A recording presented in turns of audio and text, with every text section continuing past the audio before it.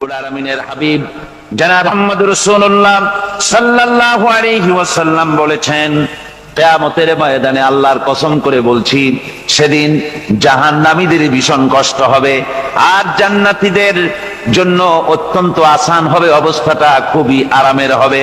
নবীজি বলেন, এক ফরজ নামাজ, এক ওয়াক্ত ফরজ নামাজ আদায় করতে যে সময়টুকুন লাগে, কিয়ামতের মাঠের এই সময় এত বড় বিরাট লম্বা সময় জান্নাতীদের জন্য এরকম হালকা হয়ে যাবে। সুবহানাল্লাহ। হযরত আবু সাঈদ খুদরী রাদিয়াল্লাহু তাআলা হাদিস কেন বর্ণনা করেছেন, এক ওয়াক্ত নামাজ, একটা ফরজ নামাজ পড়তে যতটুকুন সময় লাগে এতটুকুন সময়ের ভেতরে জান্নাতীদের কারবার শেষ হয়ে যাবে। সুবহানাল্লাহ বিহামদি। আর ওদের কারবার তো শেষই হবে না। وَيَوْمَ تَشَقَّقُ السَّمَاءُ بِالْغَمَامِ وَنُزِّلَ الْمَلَائِكَةُ تَنزِيلًا। ওরা ফেরেশতা দেখতে চায়। সেদিন আসমান সমূহ বিদীর্ণ হয়ে মেঘ পুঞ্জ বেরিয়ে আসবে, আত্মপ্রকাশ করবে। তার ভেতর থেকে ফেরেশতারা ক্রমাগত নাজিল হতে থাকবে।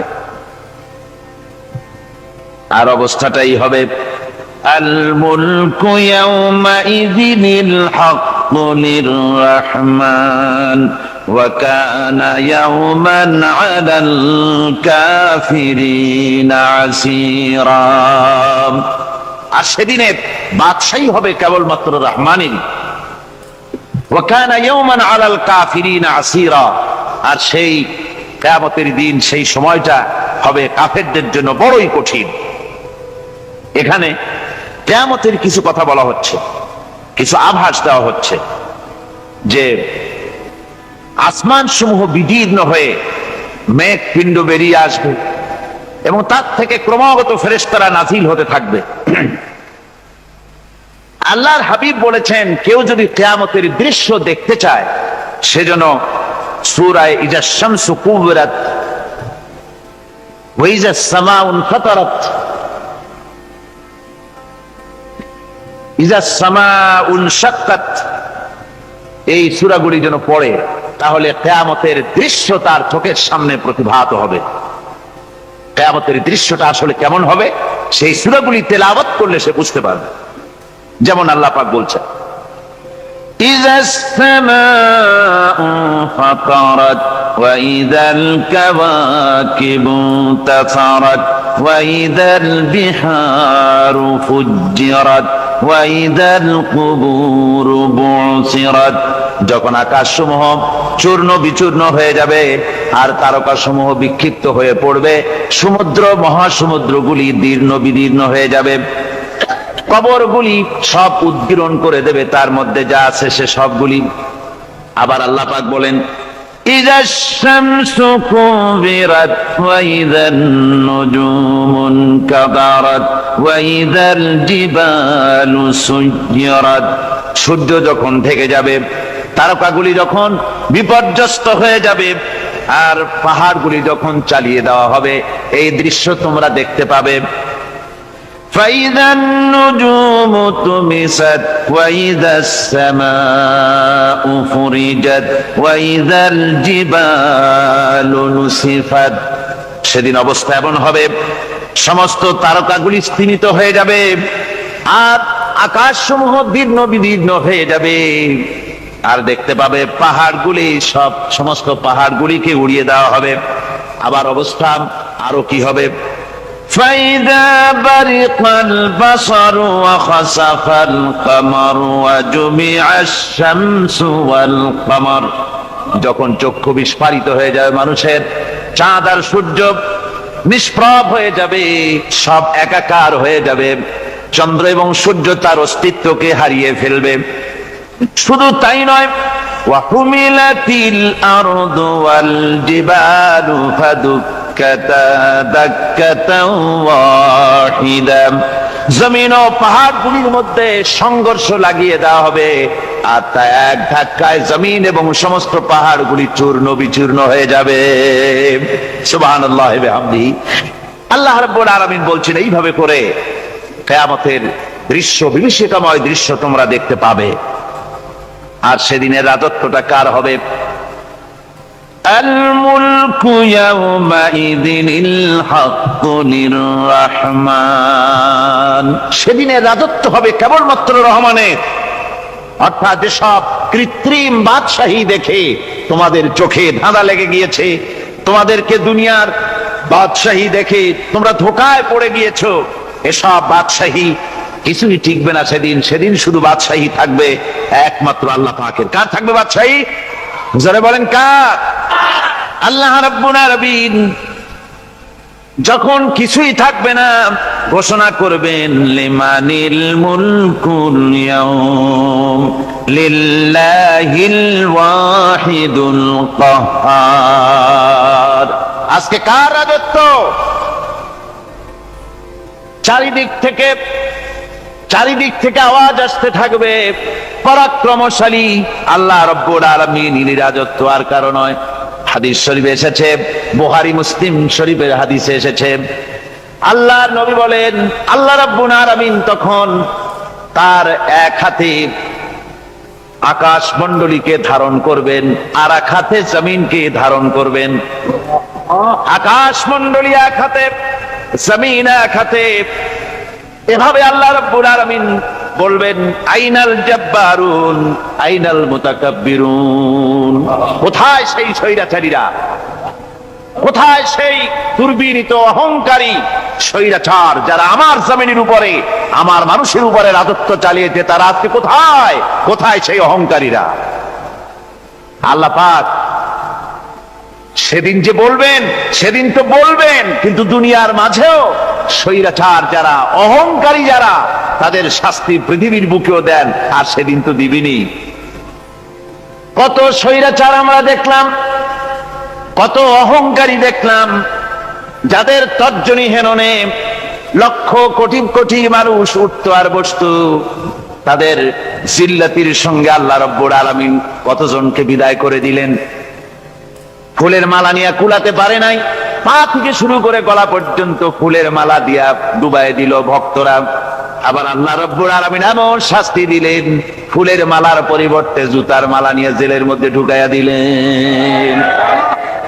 ঠিক কিনা গণ? অহংকারী আর স্বৈরাচার যারা হয়, আল্লাহ পাক এভাবে তাদের দৃষ্টান্ত দেখিয়ে দেন। আমরা কত দেখলাম, 9 বছরের রাজা, 10 বছরের সাজা। পৃথিবীর মুখে যারা অহংকার করে, যারা স্বৈরাচার হয়, আল্লাহর আইনকে যারা বৃদ্ধাঙ্গুষ্টি প্রদর্শন করে, আল্লাহ পাক তাদের জমিনেও দেখান। এখানে চূড়ান্ত ফয়সালা আল্লাহ করেন না, আসল ফয়সালার জায়গা তো আছেই, তবে এখানে নমুনা দেখায় দেন। কিন্তু মুশকিল হচ্ছে, ইতিহাসের সবচাইতে বড় শিক্ষা হলো ইতিহাস থেকে মানুষেরা শিক্ষা গ্রহণ করে না। একজনে যে কাম করে বিপদে পড়ে, আর একজন এসে আবার সেই পথেই অগ্রসর হয়, নিশ্চিত মৃত্যুর পথে। আমার বন্ধুগণ, আল্লাহ পাক বলছেন সেই দিন আমার রাজত্ব হবে, আর কারো রাজত্ব হবে না। ওয়াকানা ইয়াওমান আলাল কাফিরিন আসীরা। আর ওই দিনটা, ওই কিয়ামতের দিন হবে কাফেরদের জন্য সবচাইতে কঠিন। সবচাইতে কঠিন হবে কাদের জন্য? কাফেরদের জন্য। কাফের কারা? কাফের হচ্ছে তারা যারা নাকি আল্লাহর আইনকে অস্বীকার করেছে, আল্লাহকে অস্বীকার করেছে, আল্লাহর আইনকে অস্বীকার করেছে। ওরা কি? কাফের। কুফর শব্দের অর্থ হচ্ছে গোপন করা। এই জন্য অন্ধকার রাতকে আরবিতে কাফের বলা হয়েছে, অর্থাৎ যা সব জিনিসকে অন্ধকার দিয়ে ঢেকে দেয়। তো কুফর হচ্ছে সেই জিনিস যা মহাসত্যকে ঢেকে দেয়, সত্যকে, মহাসত্যকে ঢেকে দেয় যেই জিনিস, সেটাকে কুফর বলা হয়। আর এই কাফের অন্ধকারে ঘুরে মরে, সে কোন আলোর খোঁজ পায় না। আল্লাহ রাব্বুল আলামিন বলেন, কাফেরদের কথা এখন শোনাচ্ছেন আল্লাহ পাক, ওয়াল্লাযীনা কাফারু আউলিয়াউহুমুত তাগুতু ইউখরিজুনাহুম মিনান নূরি ইলাজ যুলুমাত। যারা কাফের, যারা কুফরি অবলম্বন করেছে, তাদের সাহায্যকারী আর পৃষ্ঠপোষক হচ্ছে তাগুত। তাগুত বলা হয় সেই শক্তিকে যে শক্তি শুধু নিজেই আল্লাহর আইন অমান্য করে বসে থাকে না, বরং অন্যদেরকেও আল্লাহর আইন অমান্য করতে বাধ্য করে। ওদেরকে আরবিতে কি বলা হয়? তাগুত বলা হয়। আর এই তাগুতি শক্তি, এই তাগুত হয় তার সাহায্যকারী, যা তাকে আলো থেকে টেনে অন্ধকারের ভেতরে নিয়ে যায়। আর কাফের হচ্ছে আল্লাহ পাকের ভাষায়, অর্থাৎ কোরআনের ভাষায় কাফের হচ্ছে সবচাইতে নিকৃষ্ট প্রাণী, সবচাইতে নিকৃষ্ট জীব, মহাসত্যকে যারা অস্বীকার করেছে, যারা আল্লাহকে মানে না, যারা আল্লাহর কোরআনকে মানে না, যারা ইসলামকে স্বীকার করে না, তারা সবচাইতে নিকৃষ্ট প্রাণী। আল্লাহ রাব্বুল আলামিন বলেন, ইন্না শাররাদ দাওয়াবি ইনদাল্লাহিল্লাযীনা কাফারু ফাহুম লা ইউমিনুন। নিশ্চয়ই আল্লাহর জমিনে সব বিচরণশীল জীব যত আছে, আল্লাহ বলছেন আমার জমিনে বিচরণশীল জীব যত আছে তার মধ্যে সবচাইতে নিকৃষ্ট প্রাণী হলো যারা ঈমান আনে নাই, যারা বিশ্বাস করেন আমি আল্লাহকে, যারা পরকালকে বিশ্বাস করে নাই, যারা কোরআনকে বিশ্বাস করে নাই, যারা ইসলামকে বিশ্বাস করে নাই, পৃথিবীর মধ্যে তারা সবচাইতে নিকৃষ্টতম প্রাণী। আল্লাহ বলেন শুধু নিকৃষ্ট জনক, নিকৃষ্ট প্রাণী বললেই সারে না, এরা হলো চতুষ্পদ জানোয়ারের মতো। কে বলতেছেন? আমি বলছি না, কিন্তু আল্লাহ পাক বলতেছেন চতুষ্পদ জানোয়ারের মতো কাফেরেরা। وَمَثَلُ الَّذِينَ كَفَرُوا كَمَثَلِ الَّذِي يَنْعِقُ بِمَا لَا يَسْمَعُ إِلَّا دُعَاءً وَنِدَاءً। এই কাফেরদের দৃষ্টান্ত হচ্ছে সেই রাখালের মতো, যে রাখাল তার পশুদেরকে ডাকে, আর ওই পশুরা একটা ডাক শোনে মাত্র, কিন্তু কি যে বলে তা তো পশুতে বোঝেন। কথা বুঝতে পেরেছে?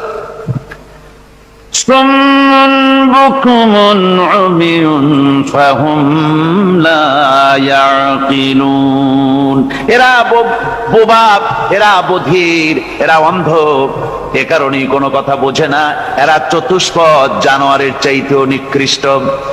যাদেরকে আমি আল্লাহ বলেন, যাদেরকে আমি চোখ দিলাম, চোখ থাকতে হক দেখলো না, সব দেখলো। হক দেখে নাই চোখ দিয়া, এই চোখ দিয়া সব দেখলো। নারীর সৌন্দর্য উপভোগ করলো, আর নারীর অঙ্গ প্রত্যঙ্গ নিয়ে নানা ধরনের গল্প লিখলো, কবিতা লিখলো, কিন্তু এই সৌন্দর্য যিনি দিলেন তারেও চিনল না। আছে না কত কবি আমাদের দেশে? আমার দেশের সেই কবি জাতীয় পুরস্কার পায় যে কবি নারীর বিশেষ বিশেষ অঙ্গ নিয়ে বেশি করে নির্লজ্জ কবিতা লিখতে পারে, ওই হলো সবচেয়ে বড় কবি। আমার বন্ধুগণ, একজন বুজুর্গ ব্যক্তি তিনি পথ দিয়ে যাচ্ছিলেন, তো সে পথে এক সুন্দরী যুবতী মেয়েকে দেখে সেই যুবতী মেয়ের দিকে এই বুজুর্গ ব্যক্তি এক নজরে তাকায় আছে। তখন এই ঘটনাটাকে কবি এভাবে লিখতেছেন সাজায়, একদা সুখদায়ক প্রমোদা বদন দর্শন করিব ঝরিল নয়ন, হেসে কহে সে রূপসী সবিস্ময় মন, কহ দেখি মহাশয় কহ কি কারণ, বিষয় বিরাগী তুমি ভুবনে প্রচার, কি হেতু জন্মিল তব মানস বিকার, সামান্য ললনা রূপ করি দর্শন, উচিত না হয় তব অশ্রু বরিশন। বুজুর্গ ব্যক্তি ওই মহিলার দিকে তাকিয়ে তাকিয়ে কাঁদতেছেন। সুন্দরী মহিলা বলেন, আল্লাহর বুজুর্গ বান্দা, আপনি এলাকার ভিতরে বুজুর্গ এবং পীর হিসাবে, বুজুর্গ ব্যক্তি হিসাবে আপনি বিখ্যাত। আজকে আমাকে এখানে দেখে আপনি আমার দিকে তাকায় আমার রূপ উপভোগ করতেছেন আর কাঁদতেছেন।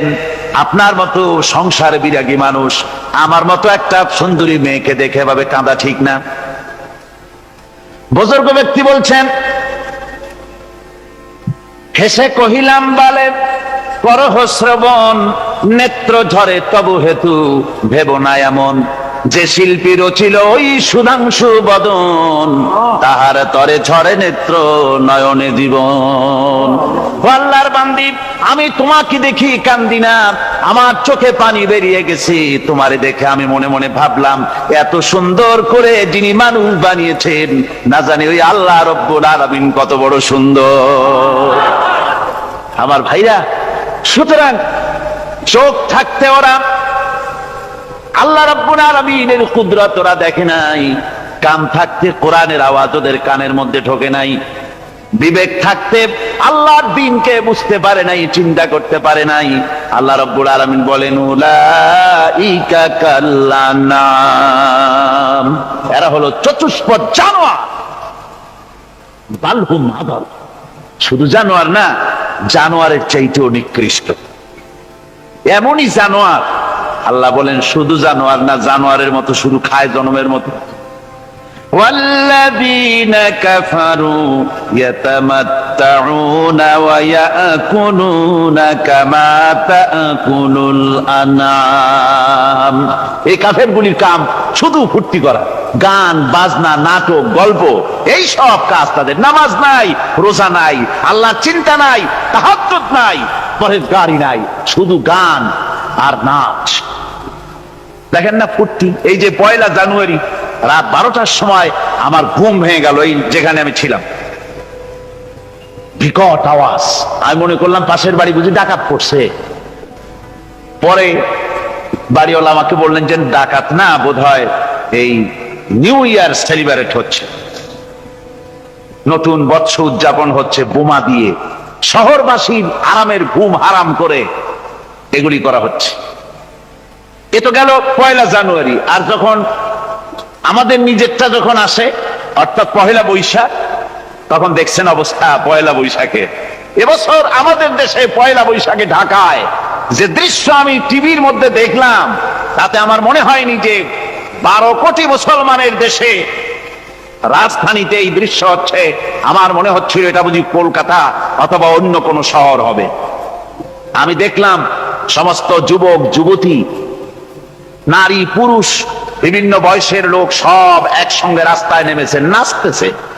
তার মধ্যে বুদ্ধিজীবী আছে, শিক্ষিত লোক আছে, সমানে নাচতেছে। আর তাদের মুখোশ পরা, বানরের মুখোশ, কুকুরের মুখোশ, শূকরের মুখোশ, ঘোড়ার মুখোশ, পাপী শিয়ালের মুখোশ, এই মুখোশ পরে এভাবে নাচতেছে। আমি চিন্তা করলাম, নববর্ষের সাথে কুত্তার মুখোশের সম্পর্ক কি? নববর্ষের সাথে পাপী শ্রীগালের মুখোশের সম্পর্ক কি? তাহলে ওরা কি বলতে চায় যে আগামী বছরটা আমরা কুত্তার ভূমিকায় অ্যাক্টিং করব, অথবা শ্রীগালের মতো ধূর্তামি করব জাতির সাথে? তারপরে কি করলো? সকাল বেলায় যুবক যুবতী 1 বৈশাখ সূর্য উদয়ের আগে রমনা লেকের পাড়ে গিয়ে সব দাঁড়িয়েছে বাসন্তী রঙের শাড়ি পরে। তারপরে সেখানে দাঁড়িয়ে সূর্য উদয়ের পানে তাকিয়ে সকাল বেলায় ভাবে করজোর করে বলছে, এসো হে নববৈশাখ স্বাগতম হে।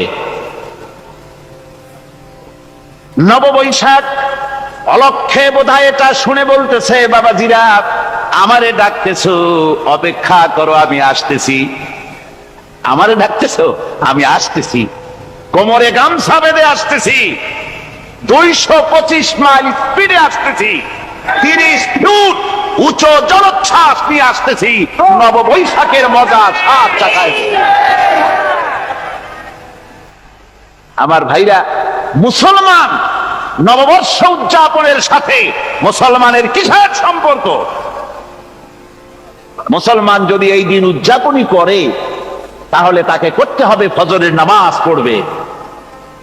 মুসলমান নববর্ষ উদযাপন করবে, ফজরের নামাজ পড়বে, তারপরে কোরআন শরীফ তেলাওয়াত করবে, দরুদ শরীফ পড়বে, আল্লাহর দরবারে হাত তুলে বলবে, রব্বুনা রাব্বিন, 1 বছর পার করে দিলাম, নাফরমানি ছাড়া কিছুই তো করি নাই, বিগত বছরে যা করেছি মাফ করে দাও, আগামী বছরটা গোটা জাতি আর দেশের জন্য কল্যাণকর মঙ্গলময় করে দাও।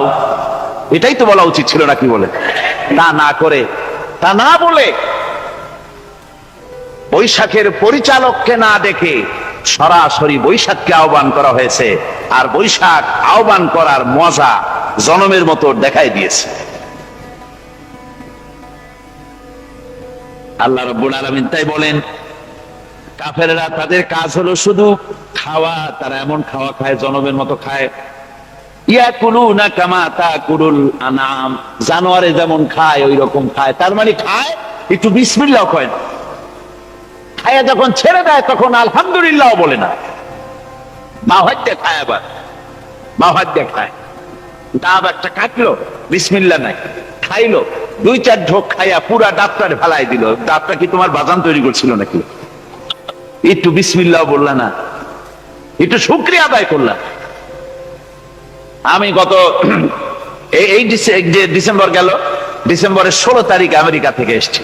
ওখানে দেখলাম তারা প্রতি নভেম্বর মাসের শেষ বৃহস্পতিবার থ্যাঙ্কস গিভিং ডে অবজার্ভ করে। তা আমি জিজ্ঞেস করলাম, থ্যাঙ্কস গিভিং ডে জিনিসটা কি? ওরা বলল, এটা হচ্ছে এই যে গড আমাদেরকে সারা বছর ভালো খাওয়াইছে, আমাদেরকে ভালোভাবে পড়াইছেন, সুন্দর রেখেছেন, এই জন্য আমরা গডকে থ্যাঙ্কস দেই নভেম্বরের এই শেষ দিনটিতে। সারা বছরের ভালো খাইছি, ভালো থাকছি, এই জন্য গভর্নমেন্টকে মানে গডকে থ্যাঙ্কস দিলাম। আমি আমার আলোচনায় সেখানে বললাম যে দেখেন, রাশিয়ার সাথে আমেরিকার পার্থক্য তো এখানে, ওরা গডকে অস্বীকারই করেছে, গডই মানে না। আর এরা গডের নামাজ রোজা বা ইবাদত কিছু করুক আর না করুক, গডের অন্তত একটা ধন্যবাদ দেয়।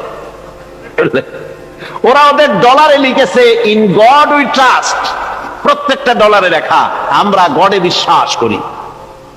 তো শুকর আদায় করলে তো আল্লাহ বাড়িয়ে দিবেন। আল্লাহ রাব্বুল আলামিনের সুন্নাত হলো, শুকর যদি কেউ আদায় করে আল্লাহ বাড়িয়ে দেন। লা ইন শাকারতুম লাযীদান্নাকুম ওয়া লা ইন কাফারতুম ইন্না আযাবী লাশাদীদ। আমার নিয়ামতের শুকর যদি আদায় করো আমি বাড়ায় দেব, আর যদি নিয়ামতের শুকর আদায় না করো তাহলে মস্ত বড় শাস্তি তোমাদের জন্য রেখেছি। তো আমেরিকা শুকর আদায় করে নিজেরা খাইয়া, কিন্তু ওদের জমিন হলো বিশাল জমিন। আমি কয়েকবার গিয়েছি এবং বহু স্টেট সফর করেছি। ওদের জমিন এত ফার্টাইল, জমিনে যদি রীতিমতো তারা ফসল ফলাতো, এই ফসল সারা দুনিয়ার দরিদ্র ভূমুক্ষ জনতাকে খাওয়াইয়া বাঁচাইতে পারত। কিন্তু ওরা তা করে না। ওরা করে কি? ওরা মুনাফার হার, বাজার দর ঠিক রাখার জন্য নির্দিষ্ট পরিমাণ জমিনে ফসল ফলায়, কিন্তু জমিন এতই উর্বর, ওদের মেজারমেন্ট করা, মাপ করা, হিসাব করা ফসল হয় না, ফসল হয় বেশি। তখন বাড়তি ফসলকে তারা প্রতি বছর লক্ষ লক্ষ টন আলু আর গমকে তারা সমুদ্রে নিক্ষেপ করে। তাদের আলু এবং গম সেই সময় তারা নিক্ষেপ করে সমুদ্রে, যখন ইথিওপিয়া, সুদানে মানুষ না খেয়ে মরছে। পৃথিবীর বিভিন্ন দেশে মানুষ ক্ষুধার যন্ত্রণায় যখন চিৎকার করছে, আর তাদের এই চিৎকারে আকাশ বাতাস ভারী হয়ে যাচ্ছে, তখন ওরা এই কামটি করছে। তাই আমি ওই প্রথম দিন বলেছিলাম যে রাশিয়া যেমন খান খান হয়েছে, অস্তিত্ব বিলুপ্ত হয়েছে আল্লাহর সাথে নাফরমানি করার কারণে। আপনারা বলতে পারেন কমিউনিজম কি একটা সহজ ব্যাপার? একটা বিরাট শক্তি, পৃথিবীর বুকে কত দেশ তারা ডমিনেট করতেছিল, কোন যুদ্ধ নাই, কোন রক্তপাত নাই, বিনা ধাক্কায়, বিনা বাতাসে, বিনা ঝড়ে বিশাল মহিরুহু চিৎপটাং। এটা হলো কেন? কেন হলো রাশিয়ার এই দশা? আমি লালদিঘির ময়দানে বলে গেছিলাম, আমি চিন্তা করে যেটা পাইছি সেটা হচ্ছে দুনিয়ার সমস্ত মতবাদ আল্লাহকে কোনো না কোনো প্রকারে স্বীকার করে। তার কথা মানুক আর না মানুক, আছে একটা কিছু, এতটুকুন বলে যে আল্লাহ আছেন বা গড আছে বা একটা কিছু আছে। কমিউনিজম, সমাজতন্ত্র হলো পৃথিবীর একমাত্র নিকৃষ্ট মতবাদ, যে মতবাদ সরাসরি আল্লাহকে স্বীকার করেছে, বলেছে আল্লাহ নাই, দেয়ার ইজ নো গড। তারা ধর্মকে আফিম বলেছে। আল্লাহ পাক তাই কোন যুদ্ধ ছাড়া, কোন মারামারি ছাড়া, কোন রক্তপাত ছাড়া এই বিশাল শক্তিকে উৎকারে উড়িয়ে দিলেন, তুলার মতো হয়ে। গোটা রাশিয়া তুলার মতো হয়ে, পেঁজা তুলা, ধোনা তুলার মতো হয়ে সব উড়ে চলে গিয়েছে। অস্তিত্ব বিলুপ্ত হয়ে গিয়েছে। কিন্তু আমাদের দেশের খুচরা কমিউনিস্টরা এখনো স্বপ্ন দেখে। ওই যে কালকে বলেছি, তারা বলে কলমের খোসা এটা এখনো নষ্ট করা যাবে না, এটা এখনো চালু করা হবে।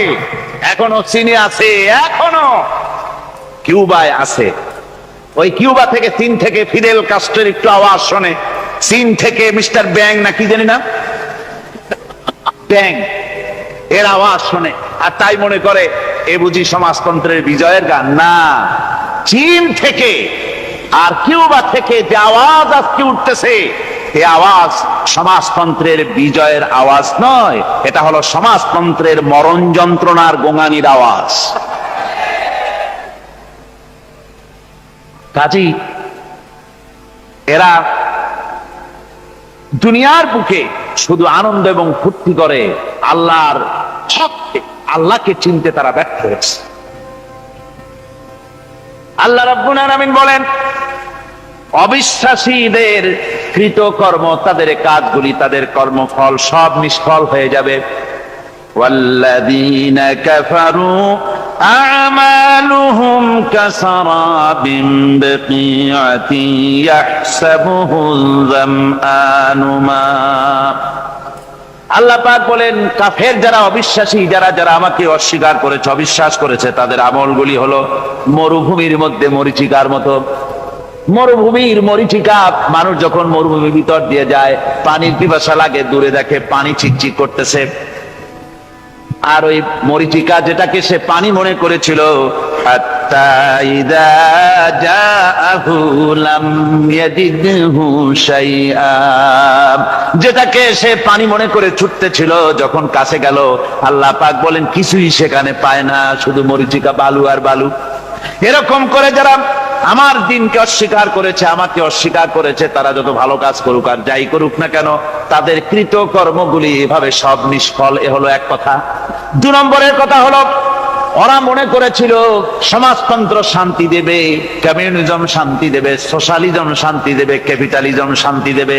এই শান্তির চিন্তা করে অগণিত মানুষকে হত্যা করে সমাজতন্ত্রের রাজত্ব যখন কায়েম করলো, 70 বছরও চলে গেল, তারপরে তারা দেখলো হাত্তা ইযা জাআহু লাম ইয়াজিদহু শাইআ, কিচ্ছুই পেল না। তারা ক্ষুধার যন্ত্রণায় মরলো, কাপড় নাই, খাবার নাই। তারা ওই রাশিয়া থেকে, চেকোস্লোভাকিয়া থেকে, যুগোস্লাভিয়া দিয়া, রোমানিয়া থেকে, হাঙ্গেরি এবং পোল্যান্ড আর মঙ্গোলিয়া থেকে, সেখানে সমাজতন্ত্র তাড়াতে আমরা যাই নাই। আমরা সেখানে সমাজতন্ত্রের বিরুদ্ধে তাফসীর করি নাই, ব্যাখ্যা করি নাই, বক্তব্য রাখি নাই। ওই সব দেশ থেকে সমাজতন্ত্র তাড়াইছে কে? কারা তাড়িয়েছে? না না, ওরা নিজেরাই, সেই দেশের জনগণই এটাকে উৎখাত করেছে তাদের জমিন থেকে। আল্লাহ পাক বলছেন, যারা আমার দিনকে, আমার বিধানকে যারা অস্বীকার করবে, তারা এই অস্বীকারী অবস্থায় যদি মৌত হয়, আমার সমাজতন্ত্রী কোনো ভাই যদি এ মাহফিলে থাকেন, কমিউনিস্ট কোনো ভাই যদি এ মাহফিলে থাকেন, তাহলে শুনুন আল্লাহ কি বলতেছেন। আল্লাহর দিনকে, আল্লাহর কোরআন, পূর্ণাঙ্গ জীবন বিধান, অর্থনীতি আছে, সমাজনীতি আছে, রাজনীতি আছে, কথা যারা বিশ্বাস করে না, কোরআনকে শুধুমাত্র নামাজ, রোজা, হজ, যাকাত আর বেহেশত দোজখ যারা মনে করে, জীবন ব্যবস্থা মনে করে না, এই অবস্থায় যদি মারা যায়, আল্লাহ রাব্বুল আলামিন বলেন, ইন্নাল্লাযীনা কাফারু ওয়া মাতু ওয়া হুম কুফফারুন উলাইকা আলাইহিম লানাতুল্লাহি ওয়াল মালাইকাতি ওয়ান নাসি আজমাইন। আল্লাহ রাব্বুল আলামিন বলেন, আমাকে অস্বীকার করার অবস্থায়, আমার দ্বীনকে, বিধানকে অস্বীকার করার অবস্থায় যদি মওত হয়ে যায়, তাহলে আল্লাহ, ফেরেশতা এবং तमाम পৃথিবীবাসীর অভিসম্পদ তার উপরে হতে থাকে, লানত হতে থাকে। খালিদিনা ফিহা লা ইউখাফফাফু আনহুমুল আযাবু ওয়া লা হুম ইউনজারুন। এই অভিসম্পদ অবস্থায় তারা সব সময় লিপ্ত থাকবে, না তাদের আযাবকে কমায় দেওয়া হবে, আর না তাদের কোন রকম অবকাশ দেওয়া হবে। এখন আরো মজবুত কথা